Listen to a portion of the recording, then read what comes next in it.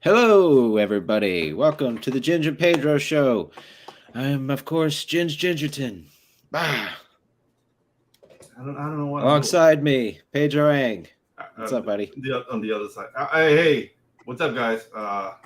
I'm tired, but I'm here to do the show. Dude, yes. I'm so excited for this project. Froggy looks awesome, guys, and we're just gonna dive deep with our fingers into that campaign. We're gonna learn everything about it. So let's get it on. Getting knuckle deep in the campaign. All right. Well, I guess there's not much further ado to say about that, really. So let's go ahead and bring out the team here. We've got, of course, hopping on in, Mr. Frog G. Why, hello. Thank you, sir. And his partner in crime, Mr. Inkspots. What's up, hello, guys? everybody! What's up? All right, dude. That's all right. Thank you. Wonderful. Bring it down. Bring it down. Let's make it, slow boil, man. Slow boil. No, good stuff. We needed that. Keep starting the show off. Yeah. All right, guys. Thanks for coming. Congratulations again on the campaign. Thank you. Hopping right along, as they say. Yeah, it's going great. It's going fantastic. We do got Pops Van Zant in the chat. Pops is coming on in. Thanks, Pops. Hey, Pops. Have to really work to not say a bunch of frog puns over and over, but it probably won't. I probably won't be so successful, but I'm gonna try. So yeah. That's fine. We like them. All right, it's on brand, so we'll take it. Indeed. We got Phantasmagorical coming in. Hey, Fanta. Hey, Fanta. Alrighty. So, guys, let's just start with how's your day going, gentlemen? Each of you, how's it going? I'm doing great. Woke up. I got work here in. I gotta leave for work in like 2 hours. So, I'm good. Nice, good sleep. Right. Also, check the campaign. Doing. Got another backer while I was asleep, so that's awesome. Oh, yeah. Great feeling. Yeah, absolutely. Yeah, I'm doing great too. Finished up a supplemental page today. Finished up coloring a trading card today. Then I looked on my YouTube and I got my first 1,000+ video, 1,000+ viewers. So it's a good day. It's a good day. Nice. Oh, very cool. Sweet. Yeah. Right on. Okay, very cool. All right, guys. So let's just the way we do this is we like to get to know a little bit about your creative journeys, and since we've got two of you here, we'll kind of try to keep it brief so we can talk about the project. But I'd just like to sort of hear about how the two of you got started and what the two of you each bring to the project. I think Inkspots, you're one of the artists, right? Yeah, I do the backgrounds and the colors, and I do a lot of the writing too. So I'm okay. Yeah, pretty involved in every aspect of it. So. Yeah, I helped with character creation and promotion, and being the face, as it were, for the project. Very nice. So, dude, like the story I like, and Jason, screw you for not being here, but how was the birth of Frog G? Because I love this story, guys. So that actually, yes. So this entire thing got started based on Absolute Book 2. Jason had a tier. It was limited to 2 people. His tier was Become Affected. For this, he would work with whoever purchased it to come up with a character for a trading card, and everybody would get that trading card that backed the Absolute 2 campaign. I said, you know what? I love Jason's artwork style. I'm gonna hop on that one because it's awesome, and I could use a new avatar.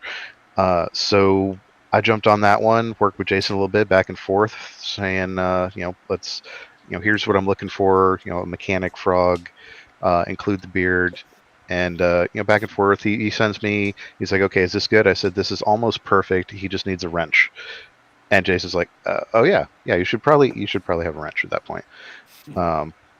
Finalized with the ink on that one. He sent it over to Inkspots for color, and it came out so good that everyone assumed that was the cover for an upcoming campaign.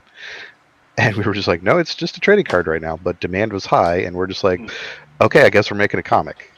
Yeah, exactly. It's just like surfing. Like, you feel the wave coming, you better hop in. And dude, look at this wave, dude. $10,000 with 13 days left of. This is the first 30 days, right?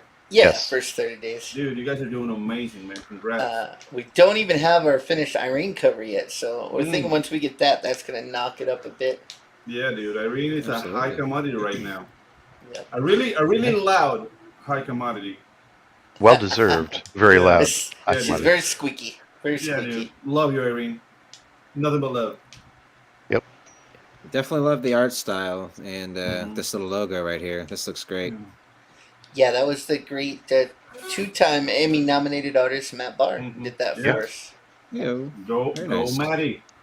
Okay. Dude, like that's the thing. Like you're getting like a murderous row of artists to work and collaborate here, and dude, like it shows in the product. Like it looks awesome, man. Like Ink is doing a great. Like I've never seen this kind of workflow where like okay, you are the colorist, but you handle the backgrounds.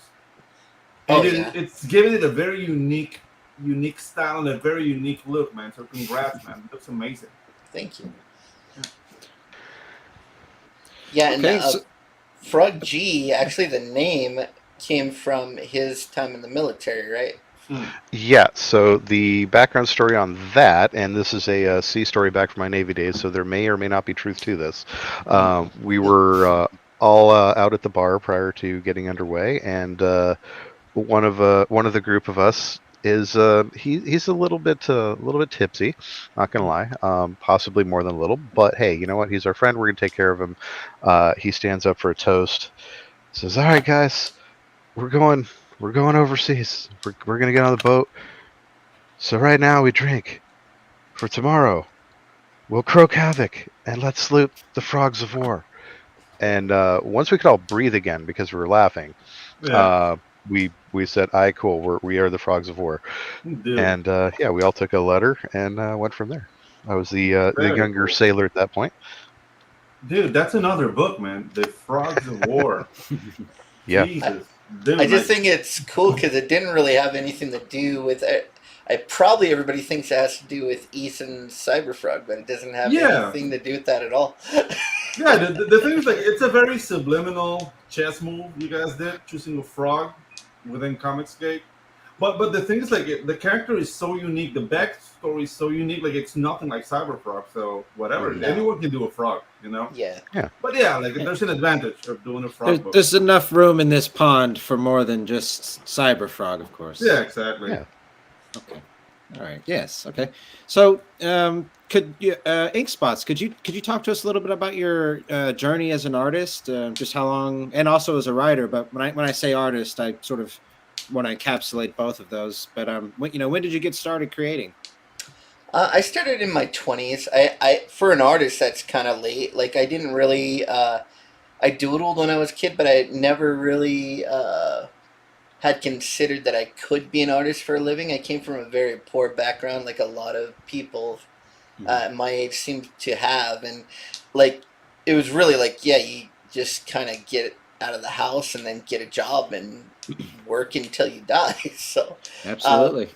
but in my 20s, I started seeing, like, actually in my late teens, I started seeing like Trent Kanuga in Wizard Magazine, and it showed this guy in high school, making Creed, making comic books, and I said, yeah, this is a job. I went to community art school. I thought that was gonna teach me how to be an artist, which it did not. It was pretty much useless. Basically, you just kind of copy other people's art and stuff. But so I went out in the real world. I got a job, pretty much just hard labor work. And in my spare time, I slowly worked up my art skills. The whole time thinking, like, if I get to a certain level, eventually I'll be able to be a freelance artist. And so I just basically tried every single gear of art that there is, children's books. I did artwork for potholders, all kinds, anything you can think of I did. And then I just happened to do a piece of fan art for, actually I just colored one of EVS's, Ethan Van Sciver's Rainbow the Brute pieces. And he just posted that on Twitter, and he said Inkspox is a colorist, which I never really thought of myself as that. I thought of myself as a painter, just an an artist, and so from there, like overnight, I ended up getting like 400 new new subs to my Twitter. Uh, Wow. and then I did another Rainbow the Brute piece that he had drawn. I colored that, and from that point on, I ended up getting the book Cash Grab, which we didn't think was going to be much anything either, and that turned out to be a $260,000 project, and that kind of got me started. You know, I'm at that point I was in comics, so Right on. that's pretty Yeah, much where I came from. the only thing that's staying with me, well, this whole diatribe is Inkspot's doing children's books. That's kind of scary. Like, what, like the foreskin of friendship? Like, what would be like an Inkspot's children's book? Well, okay, just Actually, I never got into trades books. Trades books are the ones that you know, like Bernstein Bears, yeah. and like story. The books that I was able to get into were educational. That's where you start. So like books that teach kids how to do math, books that teach kids their ABCs. So I didn't write them. I just drew the little dicks. Yeah, dude, you would be amazing at that. Yeah. So yeah, that's where I started out. Yeah, dude, awesome, man, awesome. Right on. And I'm not really super familiar with the project you had just mentioned, but it does kind of sound like you're driven more to this kind of creative and more kind of out there art style and subject matter. So yes, so Jason is the line artist on this, and Jason Bascom, and he's really into artists like Sam Keith. He's really into like Shack, all these artists that have this really rough, textured finish to their artwork, and so we both kind of like that sort of art. I like I like a lot of texture. I'm not really a guy that likes the smooth, crisp comic book style coloring, or even a lot of the smooth, crisp art styles. I like texture in the work and hatching. Right. And, yeah. Yeah, the thing is, like, your coloring is so good and so well connected with Jason's art that you can actually see the line work with the colors, and that's something that happens a lot. Like, the colors is amazing, but the colors are fighting with the line art, and this is not happening here at all. So yeah, I think a lot of it too is because I'm painting the backgrounds, and so there's no harsh blacks, and so it really does give both pieces of art a chance to shine separate from each other, but it works together as well. Yeah. Yeah, they're popping, man.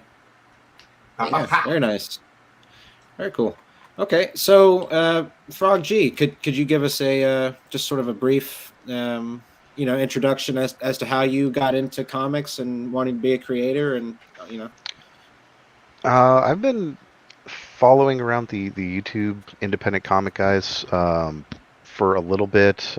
My first backing was Raging Golden Eagles, Blade Devil, which showed me that there's definitely some stuff out there that looks good, and started hopping into various streams and just trying to promote some of the books that I thought were overlooked by a lot of the people, and eventually that led to Red Gaze, I believe, handing me a wrench, saying, "Hey, look, if you're going to promote these, you might as well throw the link in with everything else." And it just went from there, of other channels just handing me a wrench so I could provide the links for the campaigns I'm trying to promote.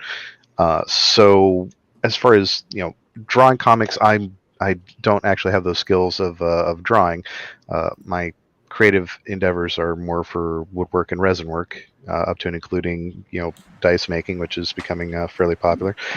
That's cool. And so I enjoy the comics. It's something I like reading. I like the art styles. I like the stories. And since I can't draw it, I will promote, because that's something I can definitely do. And it just led to this, and that's why I definitely wanted my character to have a wrench. So it seems appropriate in my band. Yes, the wrench is a very, I assume it's like the nod to getting a wrench in a YouTube chat to promote. Yep. Yeah, that's a fun little nod if you know what you're looking at. Yeah, dude, there's a lot of like esoteric messaging, but like not in a nefarious way. It's just like, I don't know, like you feel the depth behind the concept, Because he has a wrench, because Frog G is like one of the wrench masters of the whole community. Like, it's like him and like 4 other guys that everybody okay. These guys are the guys who have the macro. So if somebody mentions like I don't know spells and superheroes for a geek, comes out like boom, back it. It's like dude, how do you do that? So dude, like I mean, this campaign having this kind of support, like I'm not surprised at all. This dude, you're a big part of this community, and dude, everybody came out in droves to support you guys. So really happy for you. Yeah, the outpouring of support has been humbling, and I'm thank you everyone for that. It's very much appreciated. So I'm kind of at a loss for words still for that outpouring. Very nice. Let's say hello to the chat real quick if I can, Pedro. Mm-hmm. Do it. Go ahead. Yeah. So we got some friends in the chat here. Lemon Pie hopped in. Hey, Lemon. And I think both Lemon and Phantasmagorical both subbed to the channel, so I definitely appreciate that. Awesome. Thank you, guys. We got Eric Boyd hopping on in. Thank you, sir. Eric, hi. And Immortal Rising Comics. What's up, buddy? Hey, Immortal Rising. All right. Good to see you. All right, so let's sort of hop or dive on in a little bit more into what is the actual meat and potatoes here of the story. Yeah, Jason, tell us. Oh, he's not here. Okay. So he is working. Yeah, I know. crazy work. Yeah, all 3 of us have full-time jobs and still doing this.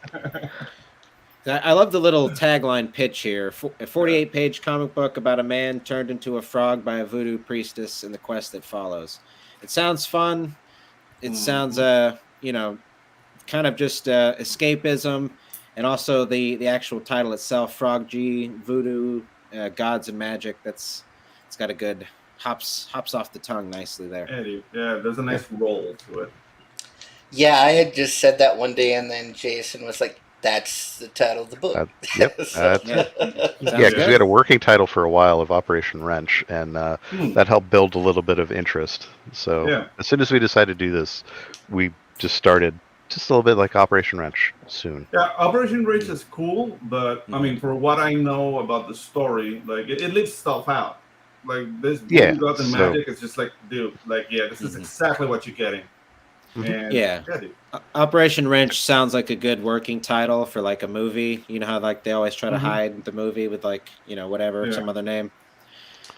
Like you can't quite make out what somebody's doing with Operation Wrench. It doesn't necessarily even indicate that there's a frog involved. So Yep. Okay, so kind of tell us a little bit about the story. Without spoiling too much, of course, obviously. Yeah, it's pretty much about a man who, hardworking guy, and he's working in his mechanic shop one day, and he insults an old woman. Basically, she's bothering him to get her car done. She wants her car. He's getting in a fight with his girlfriend at the time, and so he just happens to say some off-color things to her, and she decides to curse him.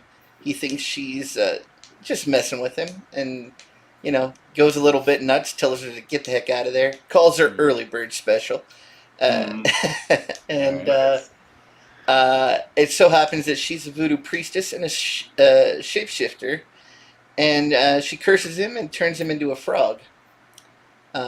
So that's where the story starts. So it's basically the story of a man turned into a frog by a voodoo priestess, sent on a quest by death itself to kill a god. So now he must wander the abyss, to win back his humanity, and also to get back the woman he loves. So it's a love story too. He wants to get back to his girl there. And it's all ages. And it's all ages. Dude. Yes. And dude, that girl, is she Latina? Yeah, his girlfriend is Puerto Rican and Irish. Yeah, because I can see the badunkadunk and the sassy attitude there. That stands. Yeah. That's only like, oh no, you didn't. Yep, exactly. No, you had to. We were going to my parents' house today, okay? Actually, that's pretty close to that page right there. Yeah. Yeah, dude. Like, Pedro knows the whole story, so. Yeah. Not the whole story. I know enough. I've been there a million times. I know enough. And yeah, that has happened to me. I mean, I've dated like the grandchild of Puerto Ricans, because she was Panamanian, that her family was from Puerto Rico, and yes, they do the hand and the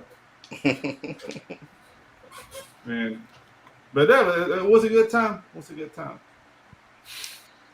Yeah, and we had Pedro go ahead and do the animated trailer for it, Yes. so that's what's kind of cool.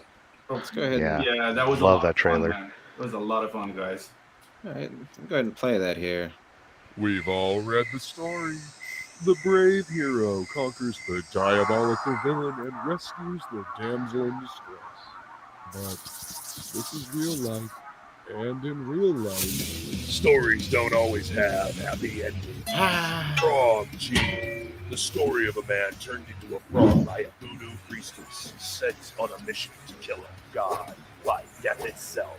Now our hero must roam the underworld to regain his humanity and win back the woman he loves. Hell yeah. Yeah, Pedro. All right. Never get tired of watching that. Dude, like people, I've been asked several times, like, dude, is that a series? Are you directing a series? Like, dude, I wish. Dude, it But- looks fantastic. Obviously, Pedro did it, but yeah, guys, that looks freaking awesome. Yeah, dude. Like, I have a team, man. Like, we got big plans, baby. Got big plans. So, could you guys talk a little bit about that design process? Pedro did my trailer. That's kind of how him and I got together originally. Was I commissioned him to do the trailer for my first book, and we just started doing this show right after that. But I gave him pretty much no direction. He hit me with the storyboards, and I don't even think I really had anything to say about it. He just knocked it out of the park right away. Yeah, it was kind of the same with us. We just did one meeting, and we kind of told him what we wanted, but he kind of came. He came up. I think we had 2 changes. That was about it. Yeah. Just like setting changes was all it was. And yeah, I the remember core of it. the first time. The first time I had him like sitting in his house, right? Mm-hmm. And it's like, no, he's in the swamp. Like, okay, out with the house and with the swamp. Yeah, I remember that. Yeah. And that was about it. Other than that, he pretty much just nailed the whole thing right off the bat. So we're super happy with it. Yeah, I'm fabulous. Alrighty, that's interesting. Just pretend we didn't hear that. Mm-hmm. Okay.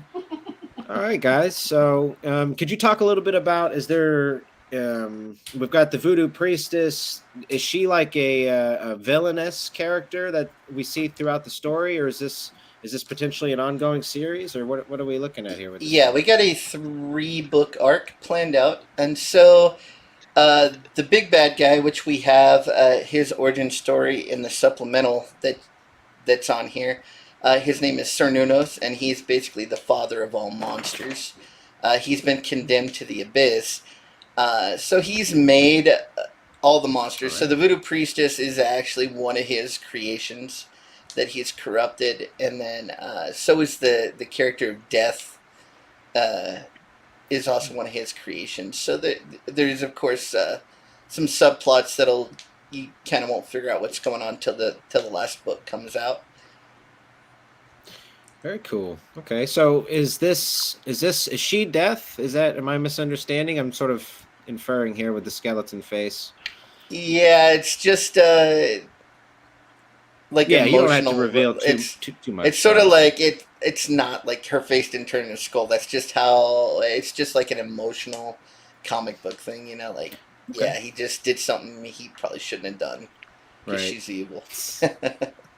Yeah, not to make any comparisons or anything, but one of my most favorite movies of all time is Drag Me to Hell, and like the plot of that is that like old gypsy lady, kind of really the lady. What was it? She worked at a bank or something and denied this old gypsy a bank loan, and then that was called Chimera or something.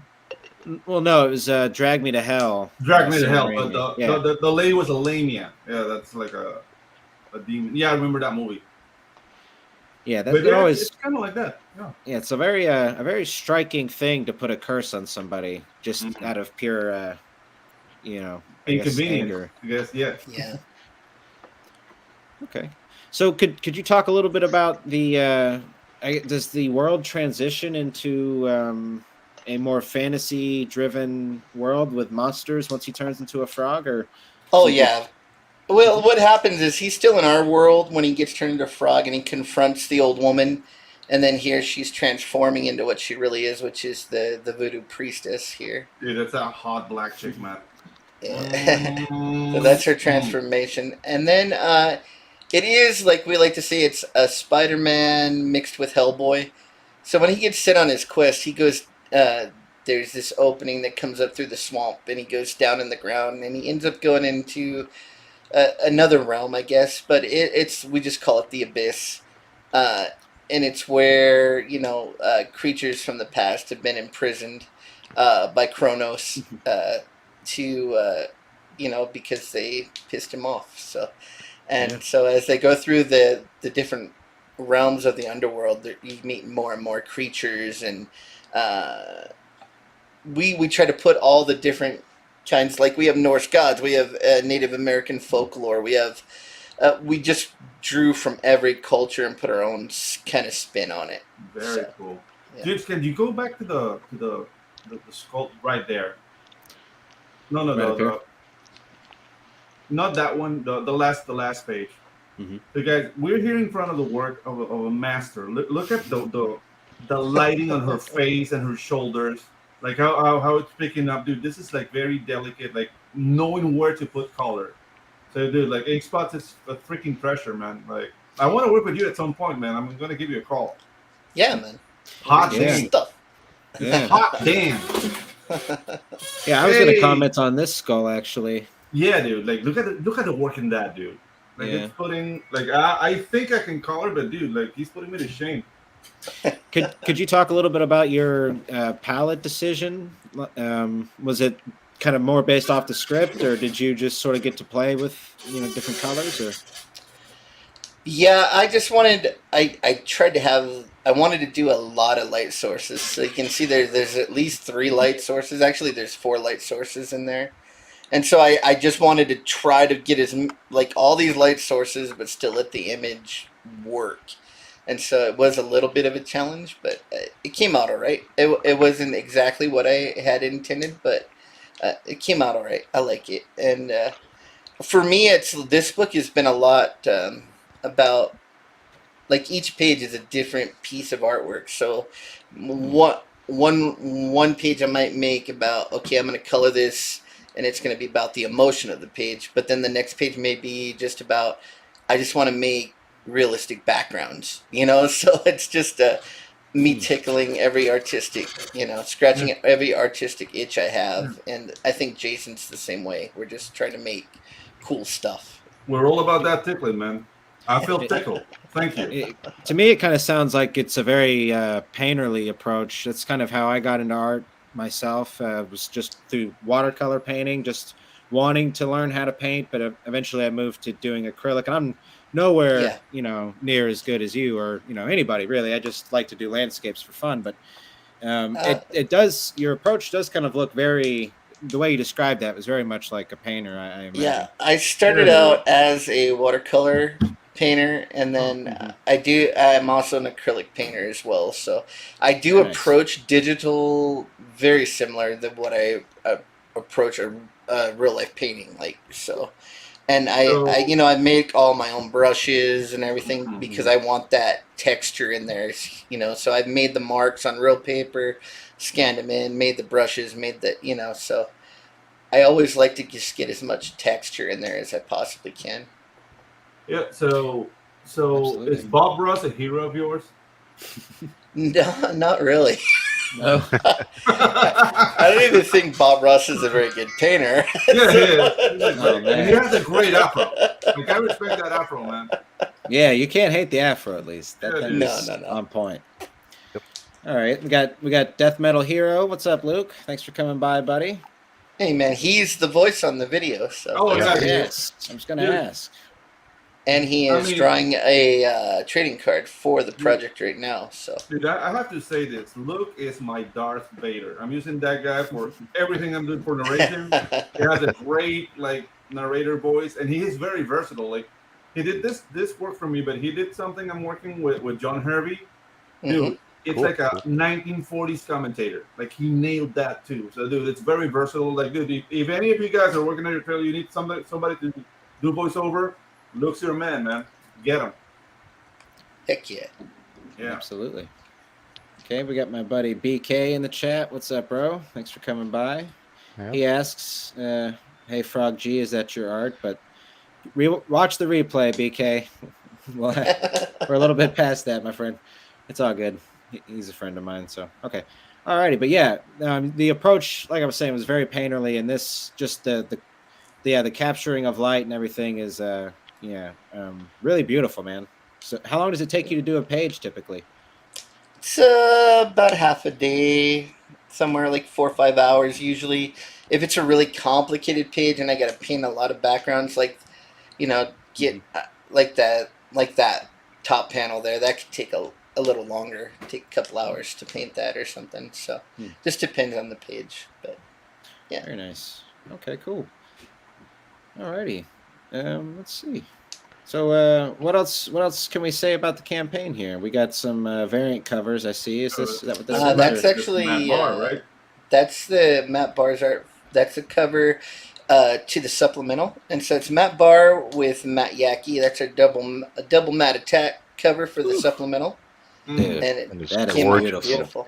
Yeah. Oh, Yeah. dude, this is like the Mats. Woo! The Mats cover. My God. And so you got an Emmy-nominated artist, and then you got a colorist that is colored for Marvel, DC, Image, Rob Liefeld. He's Wow. just a master of his craft. So Absolutely. See what I mean? Murderous row, man. Murderous Yeah. row of artists. Love that. Okay, so the supplemental, could you guys what's the story on here? Is this like a prequel or this is so each one of our supplementals for the project is going to be about one of the villains, because we have a great murderer's roll of villains, man. They're awesome. Yeah. So this is about Cernunnos, the big bad. This is the guy. He has to kill this guy and take his horn. And this is about his fall. It's the fall of Cernunnos, how he got sent to the abyss and how he ended up down there. Basically, he's a god, and he was created to be a mediator between men and the Fae folk. But he decided he wanted to be a creator. But he can't create anything from scratch, so he has to corrupt the other gods and deities' creatures, and so that's how he became basically the father of all monsters. And right in this book is how his brothers and sisters have decided that it needs to stop and he needs to go do the job he was created for. So this is basically him in front of the tribunal here. You got Zeus in there, you got Loki in there, you got a sea hag in there, you got Morningstar, the devil himself, in there, and so Very these nice. are all his brothers and sisters, and his father is Kronos, and he's basically getting disciplined here. So that's what the whole book is, like his fall from grace, and how he got trapped in the abyss. You're drawing this ink, right?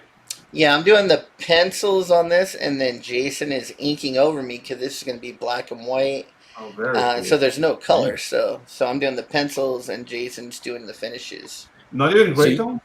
Just black and white. Just black and white. Yep. Awesome. So you drew these pages right here, ink spots? Yeah, I drew them, and then Yeah. Jason fixed them. Beautiful. Well, I was just going to comment. I really love this panel because it makes Yeah, you do the thing that good comic book art does, which is kind of like turn your head just to sort of look at it properly. You know what I Yeah. mean? Like, Yeah, we Just got a sort of Wolfman in there. bad We got guy all here. kinds of stuff.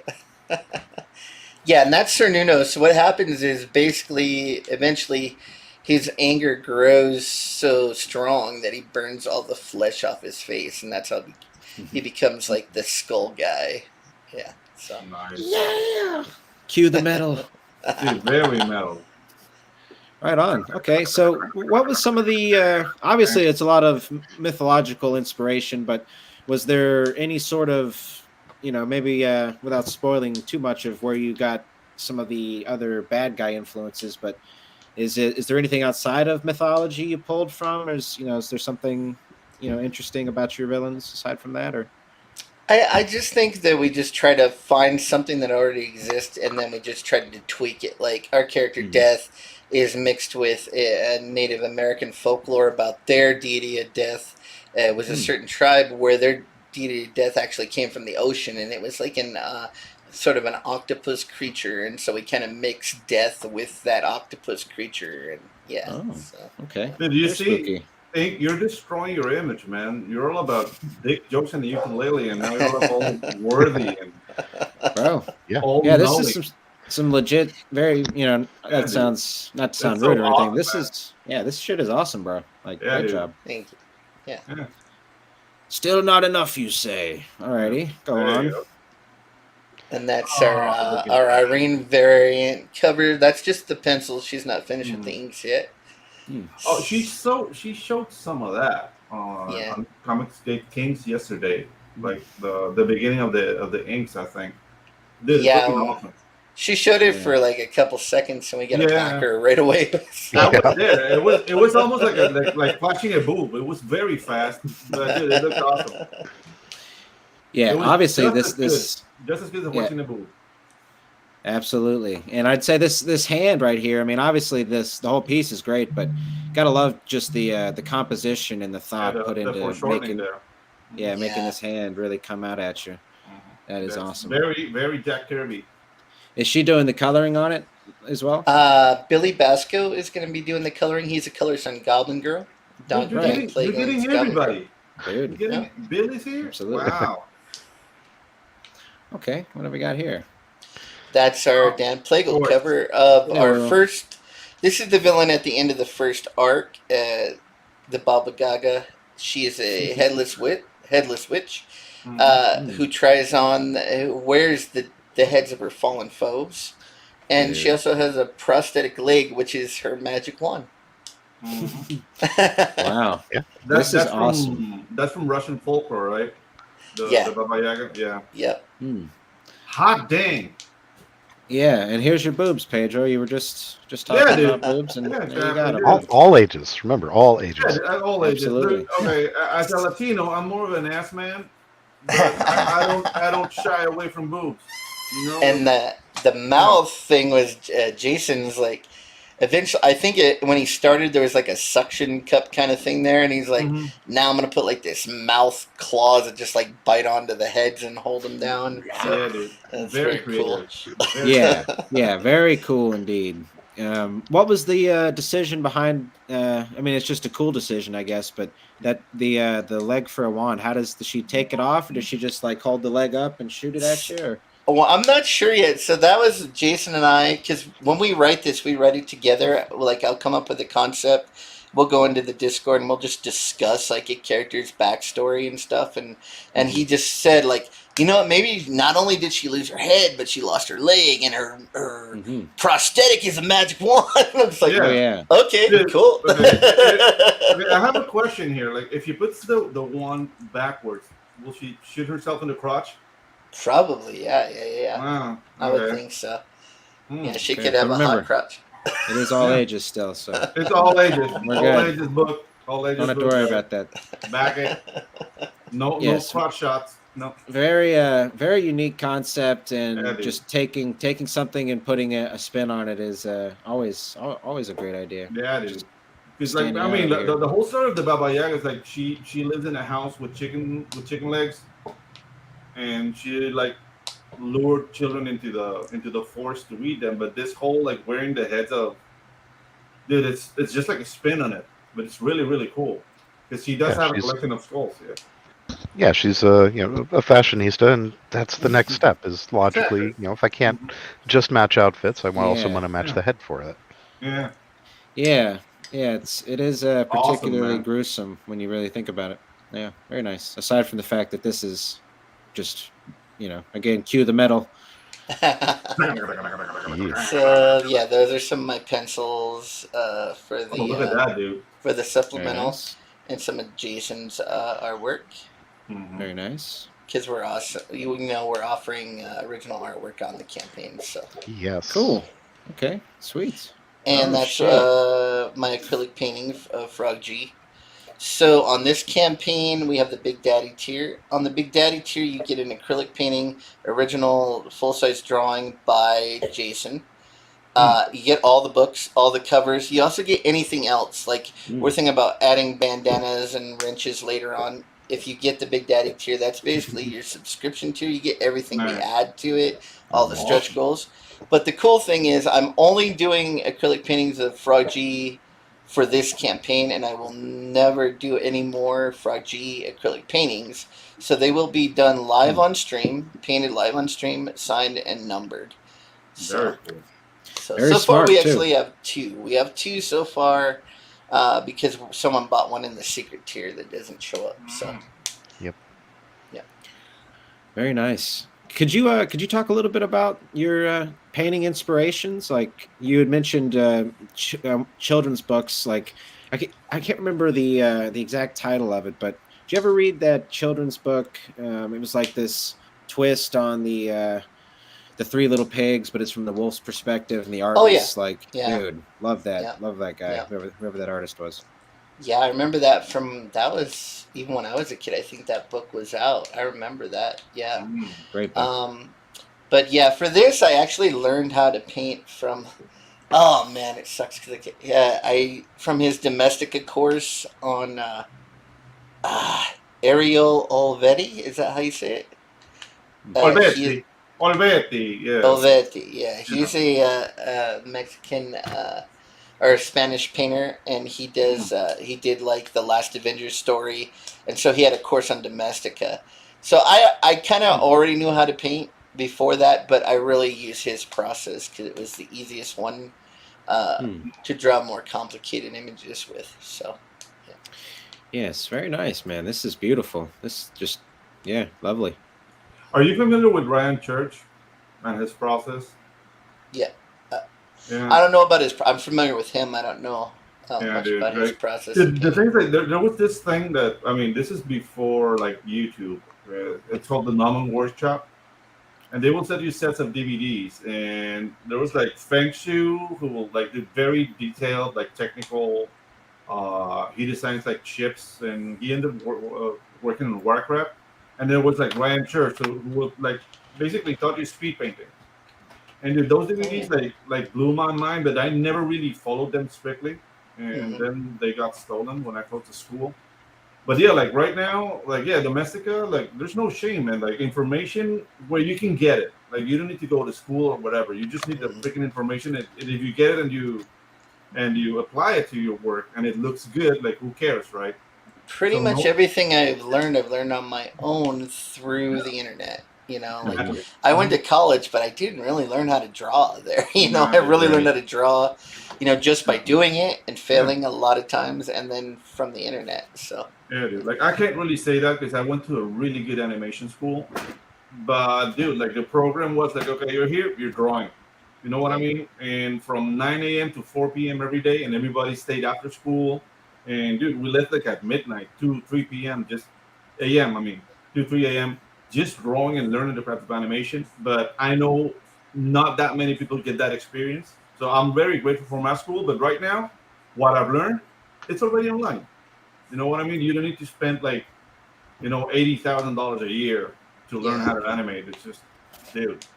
And so there we have Jason's original pages. Look at that. Yeah, very cool. He's just got that great art style. Yeah. Amazing thing about Jason, he never brings it up, is Jason's actually legally blind. He has a very small field of vision, and he does all this work. So it's pretty amazing. Wow. And he uses Crow Quill Hunt 102. So yeah, and he has like half a liver, right? Or like quarter of a kidney. Like I don't know. Like yeah. Definitely love the texture.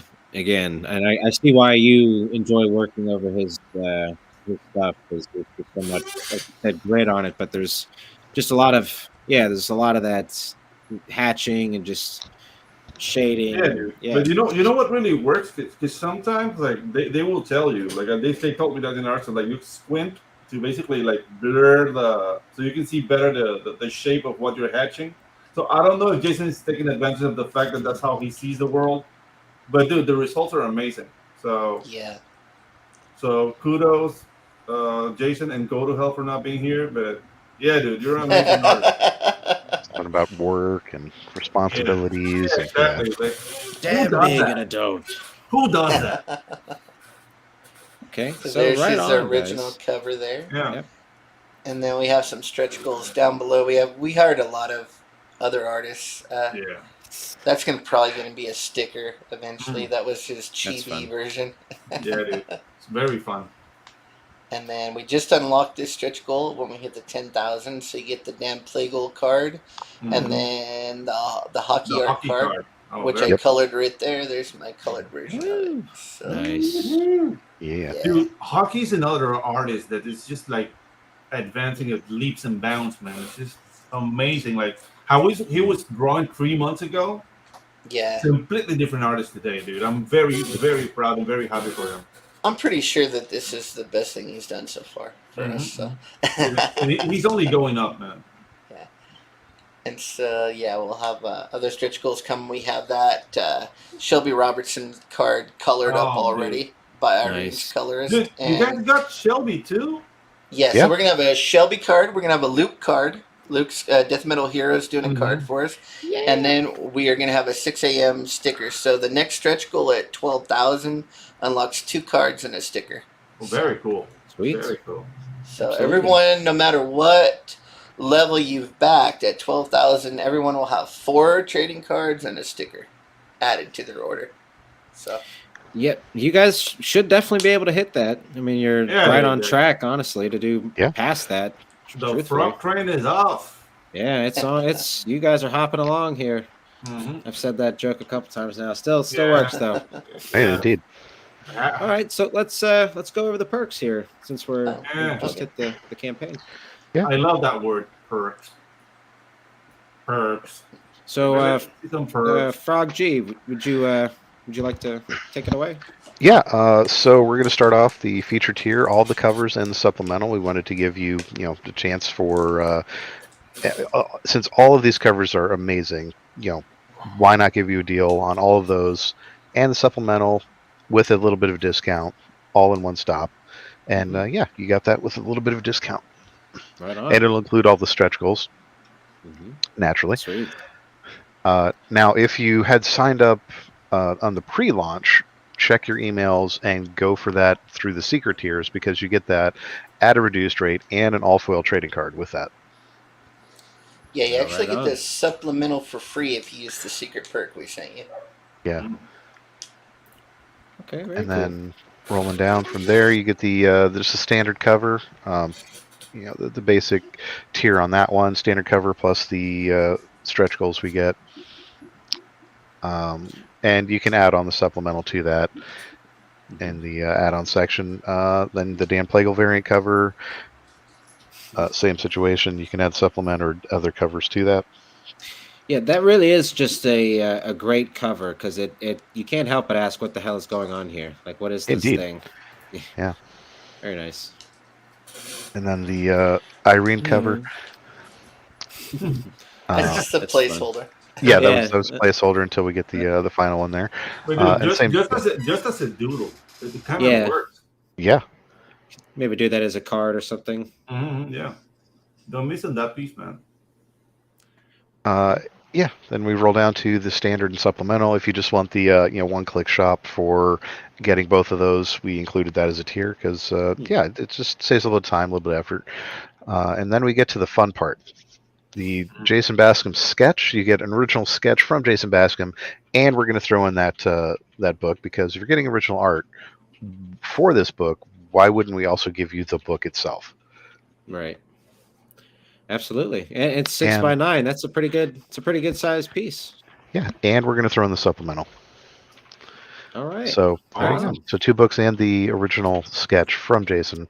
That's one heck of a deal right there. That is pretty good. Yeah, actually, I agree. Yeah, and then rolling down from there, maybe you want some Ink Spots original. We got you covered there. Ink Spots penciled panel. The way Ink Spots does those page layouts, he'll do the panel in a good size and then assemble them.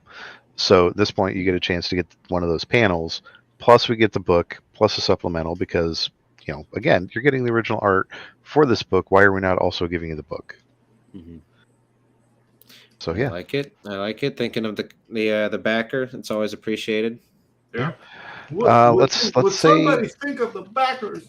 Yeah, and in this case, okay, let's say you got 4 friends and you just want to pay shipping for one. you know, you got that. We get you the 5-book discount right there. So it's, you know, you're paying for 4. You get the 5th book free. You get 1 set of stretch goals. Only 1 set of shipping costs, though. So look at you go, though. If you got a friend who's a local comic shop purveyor, by all means, talk to them as well, because this is definitely for them. You know, let's get that out there to the local ones. Get you a discount on shipping. I'm stealing that idea, Frog. Yeah, That's go for it. Amazing idea. Wow. Yeah, let's say you want some interior pages on this one. We'll hook you up with that, but it is first come, first serve. We've got 4 people that have backed that, so first one that backed it gets first choice. You get the original interior art page itself, plus the book, plus the supplemental. Again, because if you're getting original art from this book, we're going to have to give you that book. Why wouldn't you do that? Have to agree. Again, I have to agree. Yeah, then the Big Daddy tier, as Ink was going over, this is the whole kit and caboodle here. You get all the books plus the supplemental, plus anything we're going to add to this campaign, plus all the stretch goals, plus original artwork by Jason, plus an original acrylic painting by Ink that is limited to only the amount of people that back this, and he's going to do that painting on stream. It's going to be numbered, limited to only the number of people that get this. So this is your only chance to get that original Frog G painted work by Ink. Dude, the only way to make this deal sweeter is this Ink paint this in the nude. Dude, it's an awesome deal, man. For $500, get it. I was actually going to say we could make it sweeter by, if you'd signed up, we'll get you this tier with a discount, so you get all that plus that all foil card.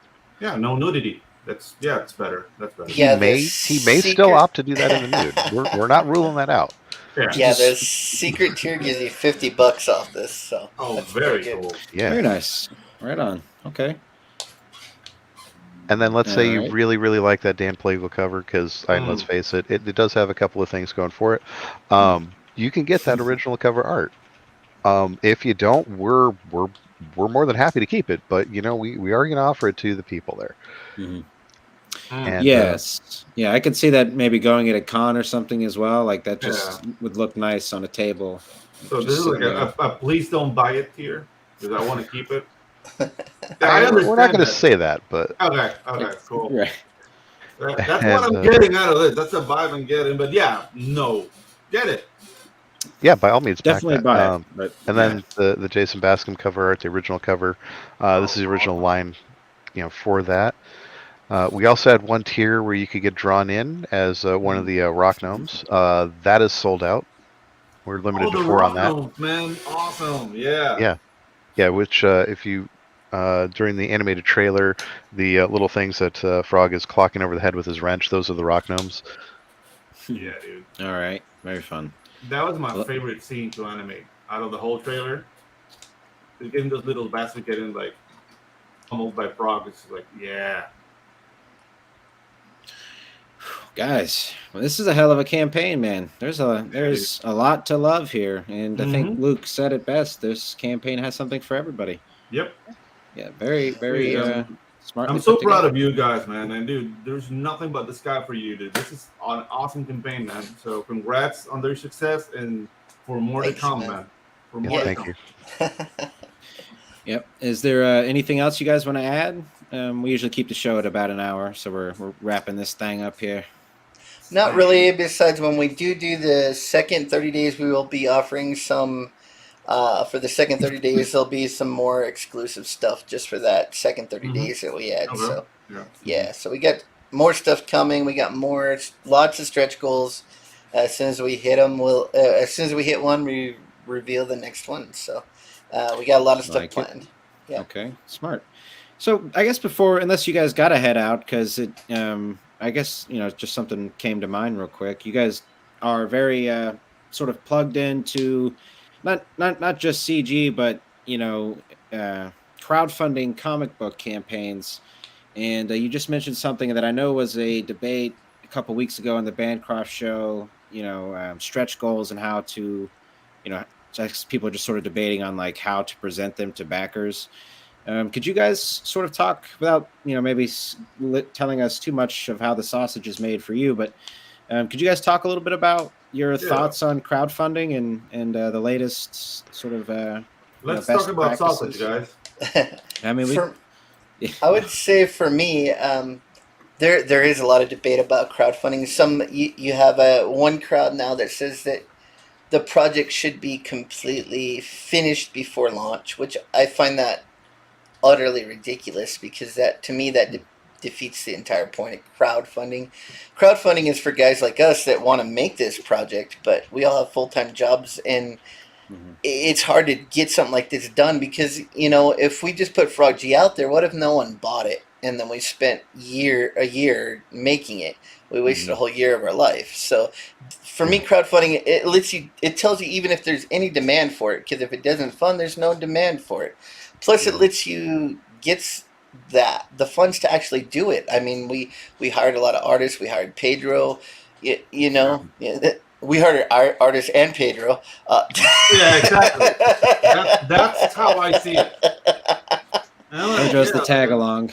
We hired artists and an artiste. So I'm the Special Olympics kid, and this whole no. Yeah, I feel like if you have the project done beforehand, I mean, it's not really crowdfunding. You're just selling something you made already. Which you've always been able to do that. You just throw it up on Amazon or somewhere and do it. This is to actually make the thing. You're giving us the money to make the thing, and we're going to make the thing. We've all proven, like everyone involved in this, we've already done this before. I've worked on a ton of books. Jason's already fulfilled 2 books already. So we're gonna fulfill, and this lets us do it. Now it's definitely happened. Now the second book has definitely happened. Very cool. As far as the stretch goals, I wasn't sure about revealing them as we go, but I do think it's a good idea because that actually gives you more time to kind of think of what people want and figure out as the campaign goes and you see what people are saying about it. It gives you more time to come up with good ideas. And say you didn't make your goal. Now, okay, I know on day 1 I didn't make my goal. I got to come up with something good that I'll be able to afford so that I can get people excited again. So it gives you that chance to see what's going to happen and then make a plan to tackle that problem, So, yeah. Yes, I like it really. Just not sort of. It gives you more options and more, just more sort of playing it loose, but while still having that. Pretty much it would be strange for somebody to just sort of peter out on the stretch goals if the campaign is continuing to grow. Like you almost sort of have the guarantee that the stretch goals will continue to some degree. You know what I mean? Yeah, because like now our stretch goal is always planned at 10,000, but if we didn't hit that 5,000, then maybe we needed to make. All right, if we hit the 5,000 now, then. Because we're not making the cash we need, then we'll make the stretch goal at 5,000. Especially since we've already paid for the artwork, we want to get it out there. So yeah. So it allows us more flexibility for it, and the fact that our first stretch goal 10,000. It's 2 cards. Here's what they look like. Here's a teaser of the next stretch goal. Okay, we hit that. Okay, we know that it's going to be 2 cards and a sticker. What the stretch goal is for the next one after that. We have flexibility because we haven't set it on the campaign yet. We have so many things we can pull from that we can also get a feel for what are people wanting, what's the demand, and we can adjust it accordingly. Plus, we still got artists working on artwork. Definitely, that's coming in. So, yeah. Okay, very nice. Yeah, so I guess I didn't even ask this. How far along is the campaign? In terms of the artwork, there's between the supplemental and the story, there's 20 completed pages there, and then there's 3 more that are drawn but not colored, and then I have 6. I have 3 more supplemental pages that I've roughed out. I just have to put them together and get them over to Jason so he can do the finishes. So. We are pretty far along, Definitely. We're about a third through it, I think. So, yeah. Right. Hey, Davey's here. Yes. Shout out to Davey. What's up, buddy? Thumbs back. Hello. Unemployed Monsters on Indiegogo in the pre-launch there. All right. So, we are getting ready to wrap this show up here. If there's anybody in the chat that has any questions before we head out. We do want to thank our guests for coming by. Ink Spots and dude. Frog G. Thank you guys so much for joining us. Not Jason. Thank you for having us on. Yeah. Thank you, Frog G, and thank you, Ink, for being here. Yeah. Thanks for having us on. Thank Yeah, you. dude. Not Rex you, Doom. Jason. How Voodoo dare you have Frogs. a job? I would be working too. I just happened to take the day off, so I have a little more flexibility Nah, than dude. this. So. You know, Jason, you know I love you. XOXO. XOXO. Yeah. All right, well, guys, we're gonna go ahead and the way we do it is we bump y'all to the back real quick, and then we end the show, and then we'll meet y'all in the back, unless y'all have to head out. But Yeah, unless you hate us. So Sounds good. yeah, okay. Well, yeah. all right, See you later, Check around the everybody. back of it. Later, guys. Later. boom. All right, Pedro, that was a good show, buddy. Yeah, dude. Like the thing's like it's really hard to screw a show with a campaign like this. Like I'm very excited and very happy for this crew. Like, dude, it's almost like everybody because they just called like amazing artists. They all came together. They all said yes to Frog G and Inks and Jason. And yeah, dude, it's just a thing that, dude, like there's nothing but success, and success takes sweet. So let's wait for that book, man. Yes, I do think this is in large part a sort of story of creativity and hard work, and put together with a great community. So, yeah, absolutely, great guys, great looking book. This is a story of serendipity because things just align for this book to happen. Because, Jason is working on Unhinged, and on freaking Absolute. Inks has his projects. Like they all stopped that. It's like, dude, Frog G is pumping. Let's ride this wave, and they did. And dude, great results. Right on. Yep, you got to strike while the iron's hot, gang. Get out there and do something. Exactly. All right, we'll go ahead and wrap this show up. We'll say goodbye to the lovely chat for popping in. We got Luke, come hang out at Topic List tonight for more of the Frog G crew. Definitely check that out. Luke's a great guy. He's been on our show. We've also been on his. So Luke is another awesome artist, dude. Like he's advanced so much. Like I've known him like for 2 years now, and dude, he's getting like every time he does something new, he's getting better and better. So you like this community makes you stay on your toes, man. And we got Rex Doom having to take a shit, so we'll see him later. We got Phantasmagorical. Thanks for coming by. Thank you so much for subscribing as well. Yeah. Davey, thank you, buddy. Yeah. Happy bowel movement, Rex. Yeah. Good luck. Those bowels. And good night, everybody. Yeah. All right.